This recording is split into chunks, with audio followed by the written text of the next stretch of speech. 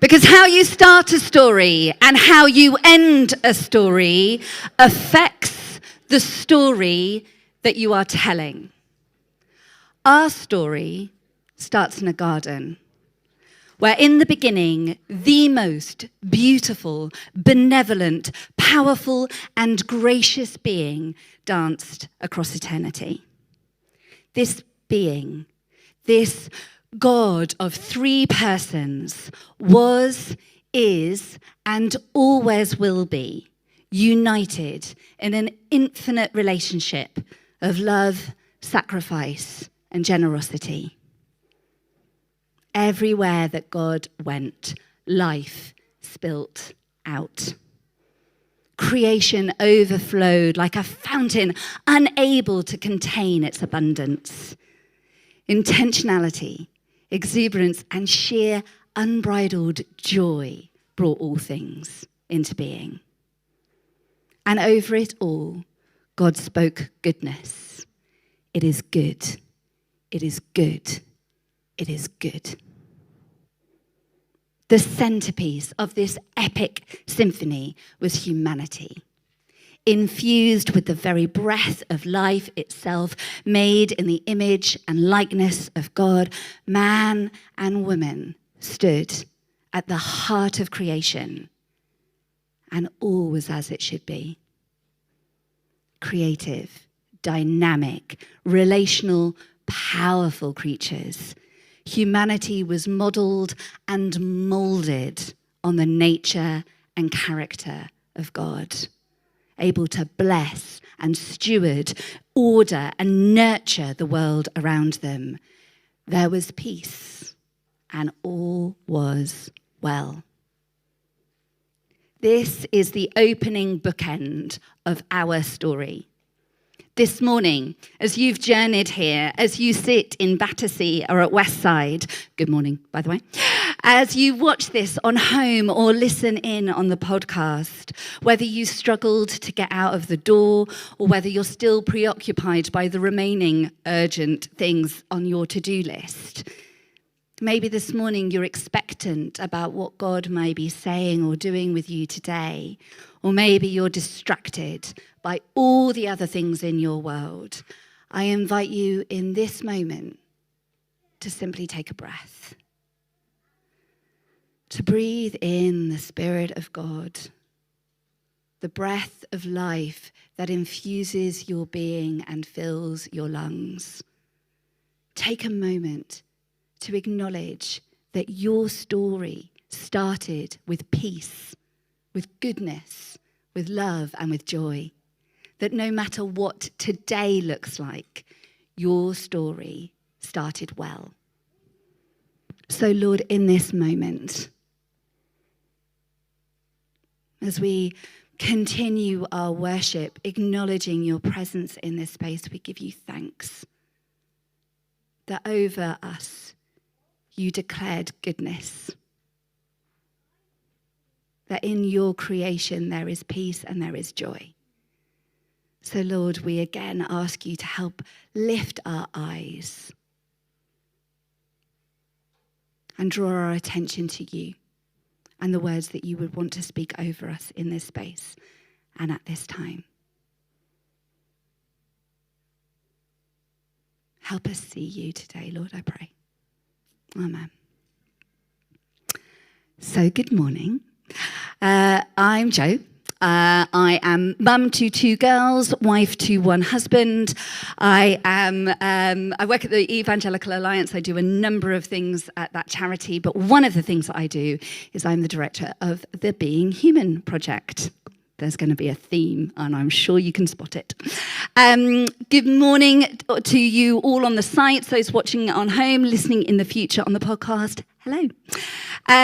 This is a real joy to be with you this morning. This month we are going to be exploring what it means to be human.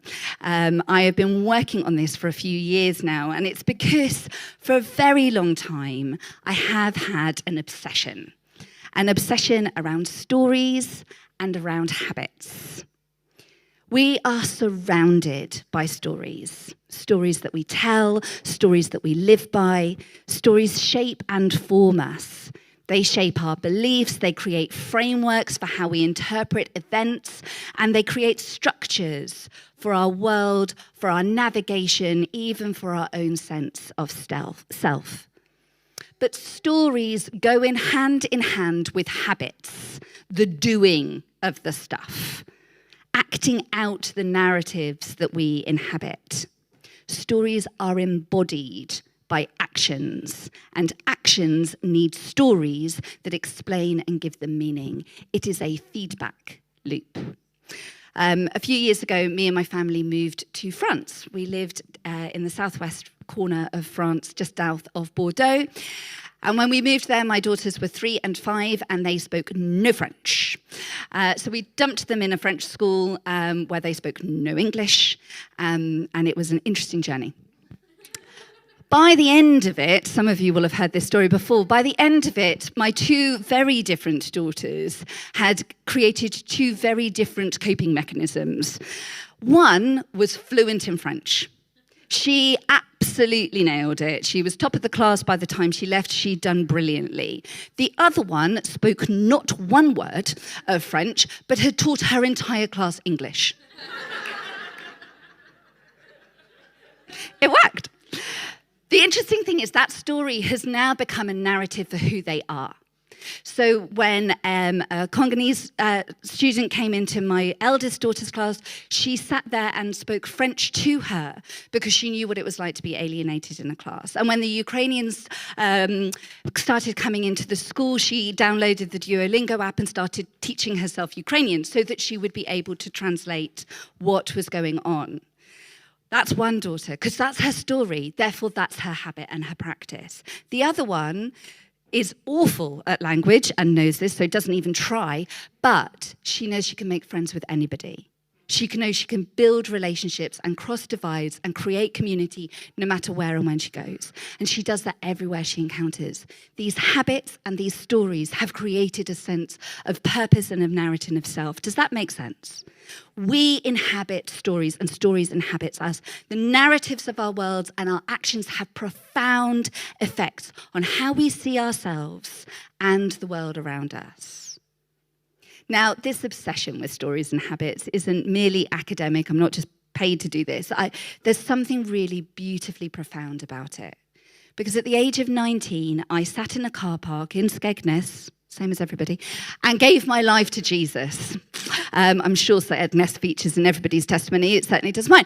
Anyway, at that moment, I was really hungry for something. And I gave my life to Jesus because in that moment I heard him whisper into my soul, there is more to life than this. We're a little bit ahead on the slides. We should be on slide 3, but that's fine. But that might be slide 3. Yeah, it is slide 3. See, we knew we should have checked the numbers. It's fine. John 10:10 is what I'm hoping for. I will give them life in abundance. Life in abundance, there you go. See? And in that moment, I trusted him. I trusted him that there was a story greater than the story I was living. And he has never, ever led me to question that trust. But I have seen a gap. I've seen a gap between that promise and the reality of my world. And I want to know, why is that gap there? And what does discipleship look like as I seek to put my full trust in that promise and see its reality manifest in my life and the lives around me? It is my belief that we become truly, fully, beautifully human as we follow Jesus, as we become like Jesus, and as we do the things that Jesus did. You could put it like this: life in all its fullness, the abundant life, is found when we live into and share with others the biblical vision of being human. But our world is not just the God story. And it's not just the person of Jesus that shapes our humanity. Our world is full of stories that inhabit and teach us what it means to be human. So back to that slide. This is what we're going to dig into over the few weeks. We're going to explore the God story, as detailed across the pages of the Bible that show us that we are made to share in God's likeness and do what he does. We're going to explore some of the cultural stories that swirl around us, some of which dehumanize and deform us away from God's character and likeness. And we're going to explore the model and the invitation of Jesus to live in as part of the new humanity reformed in his likeness. So it's going to be a fun month, and I hope you are ready for the journey with us. So as we get started, let's start with culture and some of cultural stories. We talk about culture all the time. It's one of those buzzwords that never quite gets defined. We have cultural icons, we have cultural moments, we have the culture wars. Very simply, culture is a set of shared stories, habits, and stuff that shapes us. Culture is collective. It is what we do here. It's the unwritten rules. We build and maintain culture together. Simply put, culture is the activity of making sense of our world and how to live in it. There are three main stories that currently have the greatest influence in our lives, in our culture in the West here, and here specifically in the UK. We're going to go into these cultural stories a little bit more over the coming weeks, so this is an absolute Cliff Notes top level. So for today, just know that there is the secular story. This is the story of uncertainty. 500 years ago, it was unthinkable to not believe in God. Today, it is almost unthinkable, ridiculous, kind of naive, kind of quaint to believe in God. Secularism and the secular story, it's not anti-religion. It's not against God. It just thinks that everything should be questioned. Everything's up for debate. Nothing should be blindly accepted. Therefore, all beliefs get more fragile and more contested. Everyone feels pushed and pulled and dragged and buffeted by the rival stories of who we are and how we should live. People drift in and out of faith. These days, doubters are tempted to believe, and believers are tempted to doubt. Secularism allows faith, but keep it private. Keep it personal. If you want to read the Bible, fine. Well, that's up to you. But don't bring your ideas into school, into workplace, into politics, or into the public life. So that's secularism. The next story is the story of expressive individualism. There's going to be a few isms coming around. Get ready. This is the story of me, the story of the self. This story tells us that to flourish, to have a good life, I need to know myself and be free to project myself into the world however I choose, however I see fit. As everywhere else gets fractured, contested, more ambiguous, more unsettled, me, the inner self, is the place that I come to for protection and for meaning. Western culture experienced a profound shift during the Enlightenment and the Reformation that said, me, you, the self, is the basic arbiter of truth. I am the captain of my ship and the master of my destiny. We each get to discover, create, or merely choose our identity inside us, and then we are to express it out into the world. We must be authentic and true to ourselves, not conform to society or previous generations or religion on what it imposes on top of us. But this writing of our own script is incredibly burdensome. You must get it right. You must know yourself, be true to yourself. It is a heavy burden.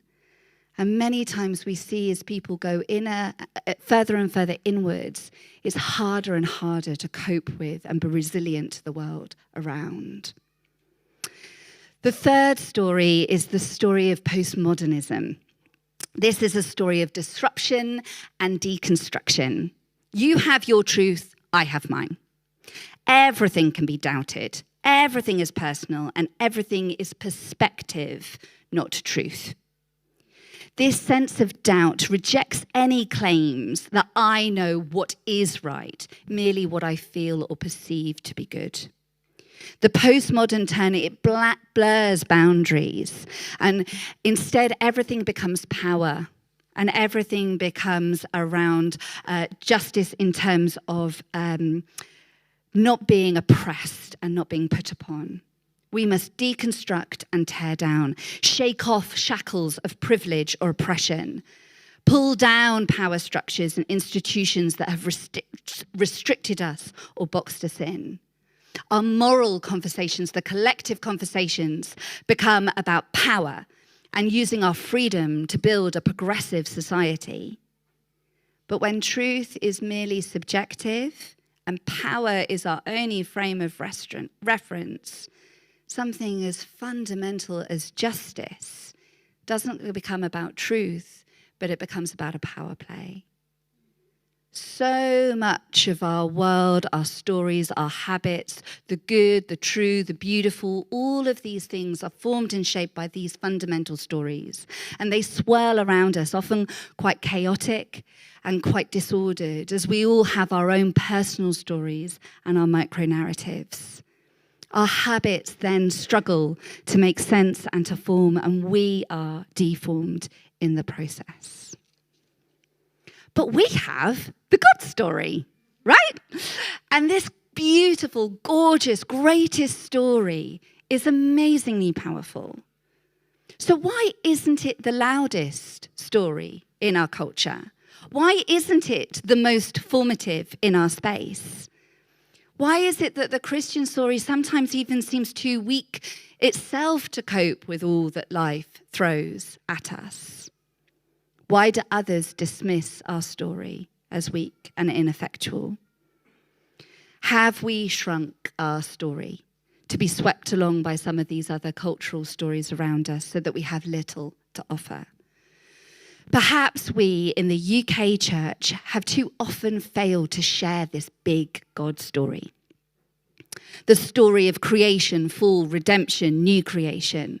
Sometimes we share a shrunken, simpler half story, inviting Jesus as the solution to all our problems. He gets to live in our hearts. It's a lovely story. It's the story that focuses on fall and redemption, problem, solution. It's easy to communicate. We're all sinners, but Jesus died and rose again so that you can be saved. You have a problem, Jesus is the solution. And although this gospel is true, it's truncated. It's shrunk too small. This half gospel leads to a really individualistic view of salvation, saving souls going to heaven. But it leaves often us just twiddling our thumbs, waiting to die. It also starts with sin, problem. It doesn't start where the God story starts, in goodness, and in a creation where God is present. And if we don't have an originally good world, then we have no reason to hope for better. The Christian story that William Wilberforce or Amy Carmichael or Martin Luther King needed was a full gospel, not just about saving souls, but about full cultural renewal. We cannot live fully human lives if the Christian story is limited to individual salvation.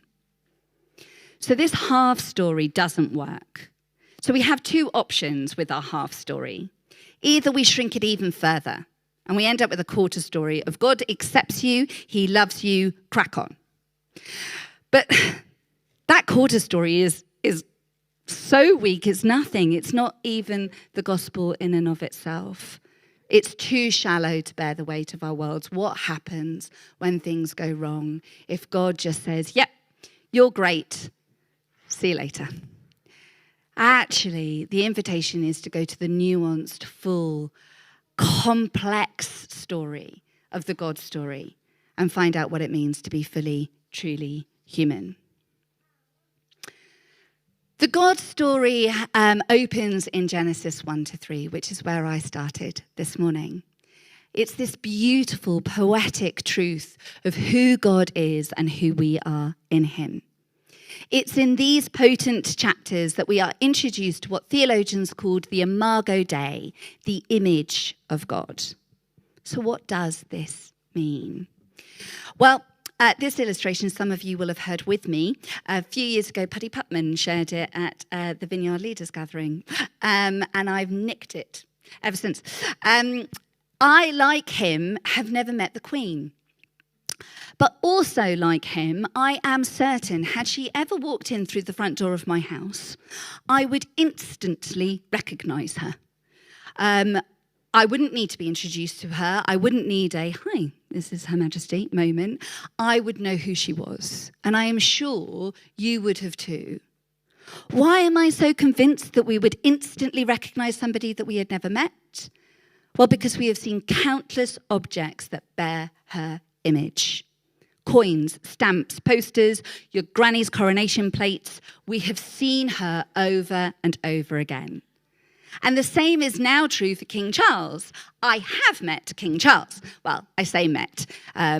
He walked past me at a carol service looking entirely in the opposite direction, but I'm claiming it. And of course, again, I knew who he was because I had seen his likeness before.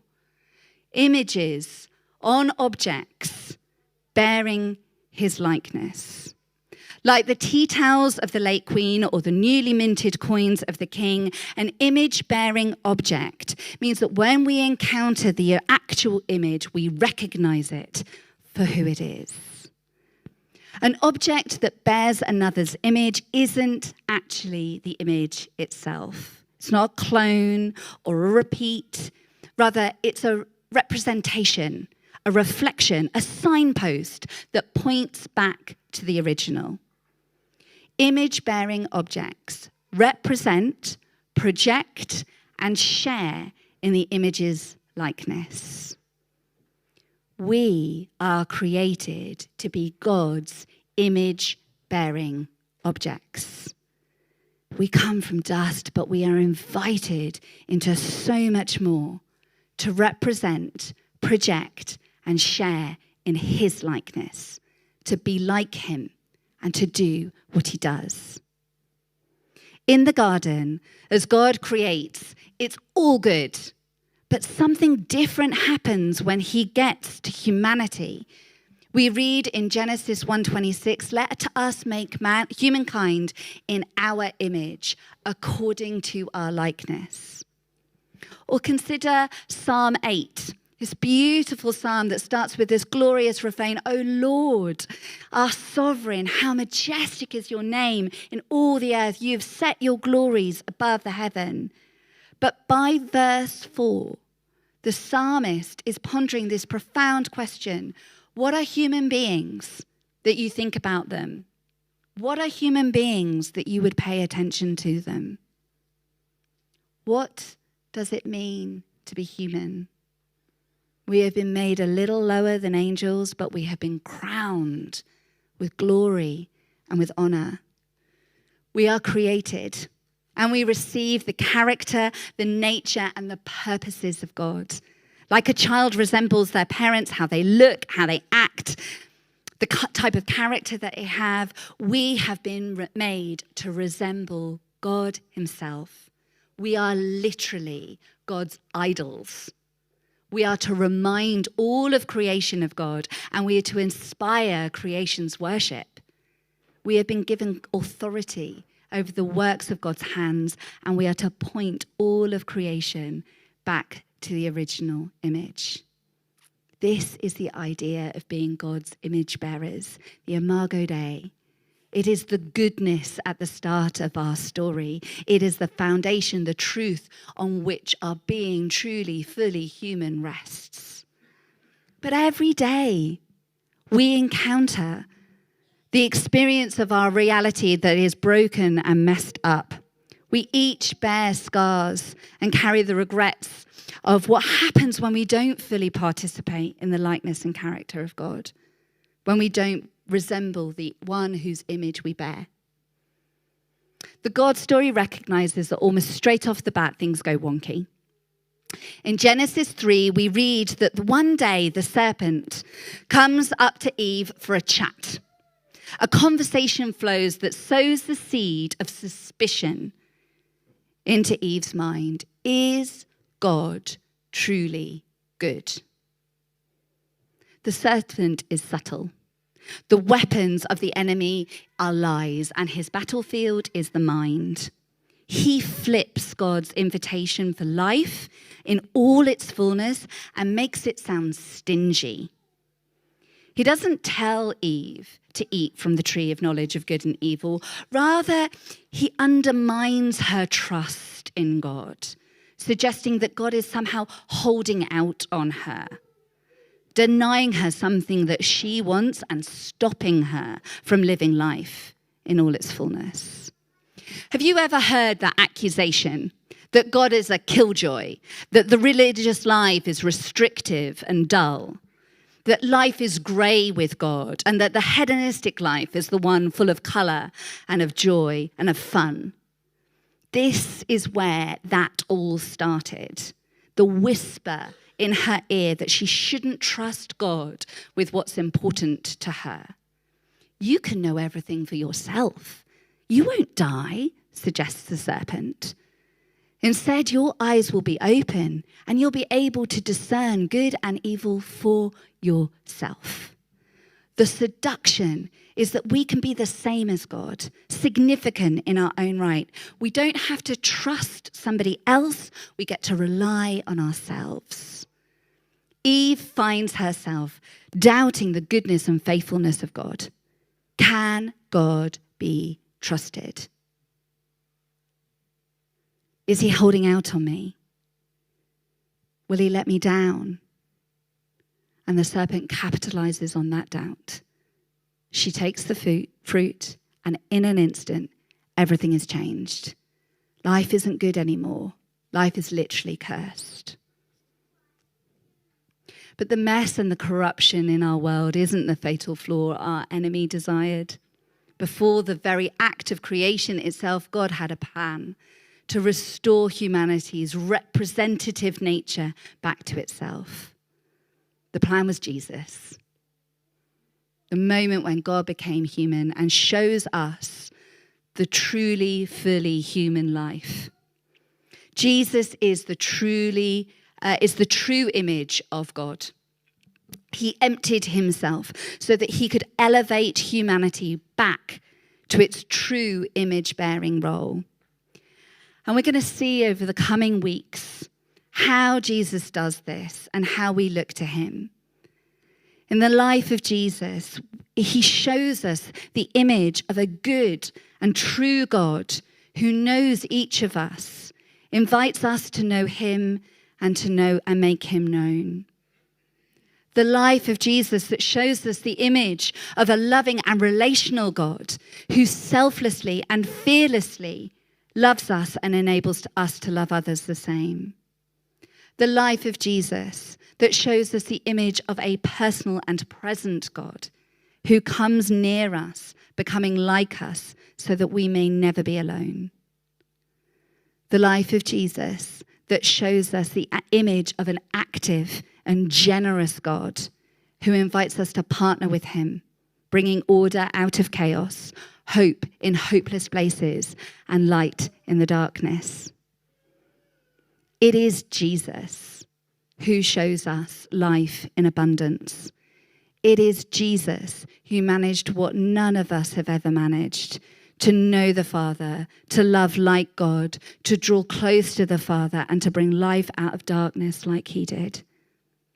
Jesus is both the cause of our renewed likeness of God and the model that we follow as we try to live it out.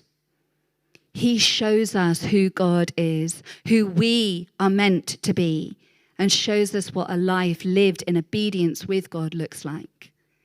Jesus is the human being we were all made to be. And through all that he says and does, Jesus teaches, demonstrates, and then ultimately creates a way of being human for us all.